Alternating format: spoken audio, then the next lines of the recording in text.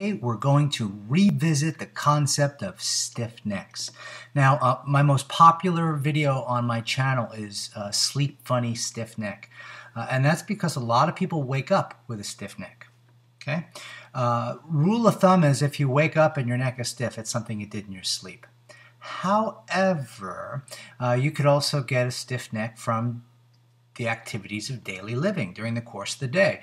And these could be one of two types. They could be mechanical. You sit at your desk with your head craned forward. You drive with your head craned forward. You're seeing a pattern here.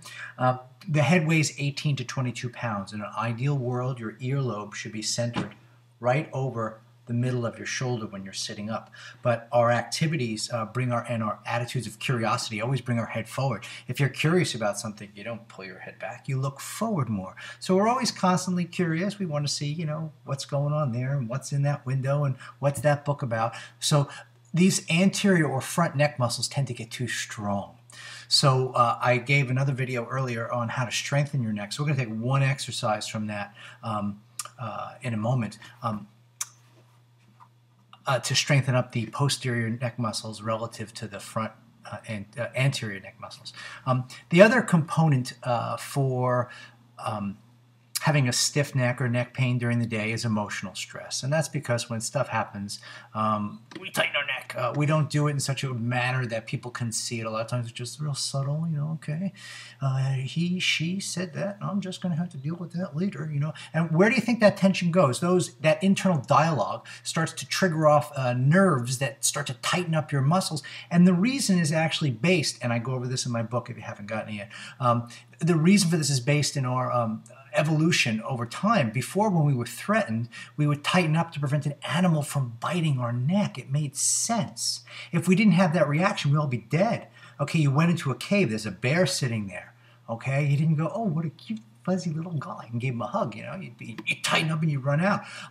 The initial tension could also make you appear bigger to another animal. In fact, if you walk around in a park here in Southern California and there happen to be mountain lions there are signs that say, if you see a mountain lion, make yourself as big as possible. Okay, so I guess tightening up the neck would be part of that.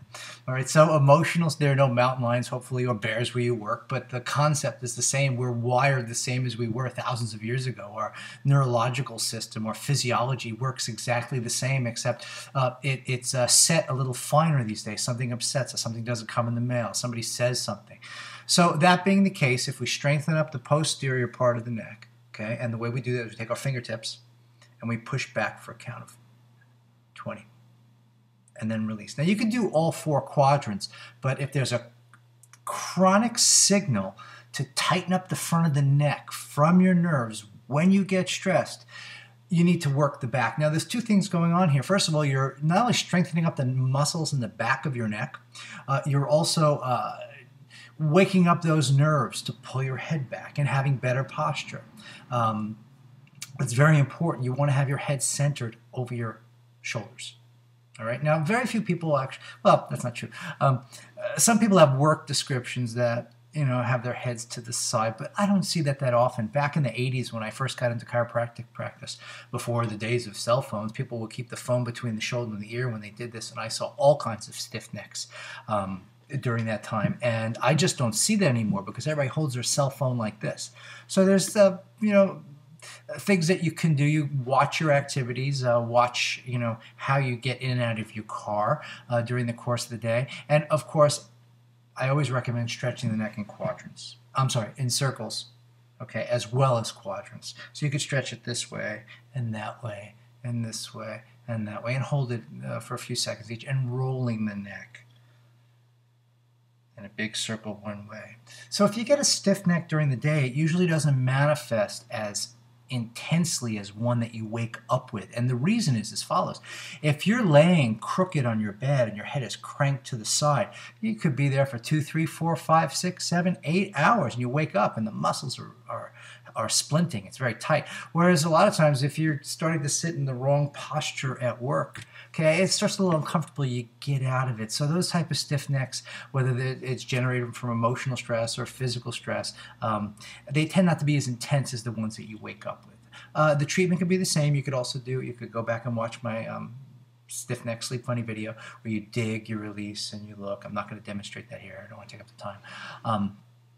But again, just reiterate, any injury, if you wake up with it, it's something that happens in your sleep. If it's at the end of the day, it's something during the course of the day. If it happens once and you do these exercises and never comes back, then it was just a random event in time and space. If it's happening chronically, then you have to review a lot of things. How's my posture? How's my seating? Am I getting enough exercise? Am I sitting too many? Some people work through lunch and they'll eat at their desk. Well, guess what? That's going to build up. All right.